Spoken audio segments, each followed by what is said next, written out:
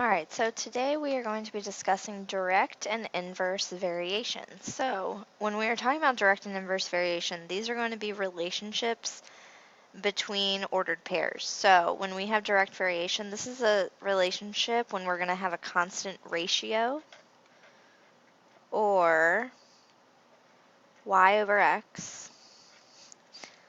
Okay, so we'll have y over x between all of our ordered pairs. So when we write a direct variation equation, we are looking for k when we are comparing our ordered pairs. So what we're going to write is y equals kx. So we can find k. We're going to divide both sides by x. So y divided by x is going to give us our k, or our constant. Okay, so whenever we have a direct variation, our line is always going to go through 0, 0. Line always through 0, 0. Okay, so when we have our normal slope-intercept form, we have the equation y equals mx plus b. So if we had anything in b, then we would not have direct variation. So I'm going to show you a few examples. So when we are trying to find our constant, okay, we want to identify the constant of the ordered pairs below. We're then going to write the equation to represent the relationship. So all we need to do to find our constant is divide y by x. So I'm just going to look at 4 over 1. So we know that that's going to simplify to 4. Okay, so then you're going to look and make sure that your other ordered pairs do the exact same thing. Is 8 divided by 2, is that going to give us 4? Yes. 12 divided by 3? Yes. 16 divided by 4? Yes. So we can say that our constant equals 4. So now we found our constant, so we just have to write our equation. So we're going to have y equals kx for our direct variation equation. So our equation would just be y equals 4x. Okay, so then when we look down at the bottom, I'll let you guys do 2 through 4. So if we're looking down at the bottom and we're trying to identify equations that are direct variation. So if we look at y equals 3x, so we want everything to be in the form of y equals kx. So some of these we may need to convert to see if we're going to have direct variation. So if we have y equals 3x, that's in the direct variation equation form. So yes, this would be direct variation. So then what if we look at number 7? So on number 7, we're just going to have a horizontal line at y equals 2. Is that line going through 0, 0? No, it is not. Alright, so then we could have something like number 9, where we have y equals x minus 4. So when we have y equals x minus 4, we can see that we have y equals mx plus b. We have something here, so we would not be starting at 0, 0. Our direct variation equations always have to go through 0, 0. So on this equation, we would actually be starting at 0, negative 4. So no, we will not have direct variation here. Okay, so then if we looked at one like number 13, where we have 5x plus y equals 0. So all we're going to do is subtract 5x from both sides.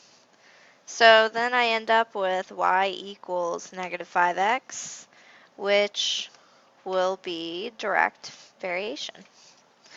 Okay, so then we can identify some graphs and see if we have direct variation with these. Alright, so on number 14, we can see that our equation is going through the line through 0, 0. So we can say yes, this does have direct variation. So if yes, we need to identify the constant. So to identify the constant, we just need to find our slope. So when we find our slope, we're going to start here. We go up 3 and over 2. So our constant is going to equal 3 over 2. So what if we are given 2 ordered pairs and we need to find our missing value? Okay, so we know that they're going to have direct variation. So what we need to do is we need to set up some proportions. So we know that we're going to have y over x. So when we have y over x, we're going to have negative 4 over 2. Then we're going to set that equal to y over negative 6. So now we just need to cross multiply. So we end up with 2y equals negative 4 times negative 6. So 24. And we will have y equals 12. Alright, and then if we did one down here where we're kind of given ordered pairs, but we're just given them in a different wording. Okay, so if y equals negative 18 when x equals 3, find x when y equals 30. So we still just need to set up our proportions. So negative 18 over 3 equals 30, because we need our y value, over x. So we're just going to end up with negative 18x equals 90. So x is going to be negative 5. All right, so these are direct variations. So you guys can go ahead and finish the other practice right now. So pause the video and then come back for inverse when you're done.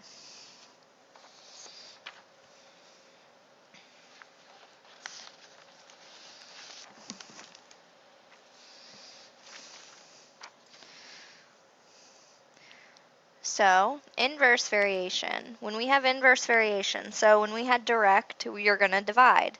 So, inverse variation, we are going to multiply. So, we are going to have a constant product, or x times y, between all of our ordered pairs. And our equation is going to look a little bit different, but we're going to have y equals k divided by x. So if we wanted to solve for k, we're just going to multiply by x, multiply by x. So then we end up with xy equals k.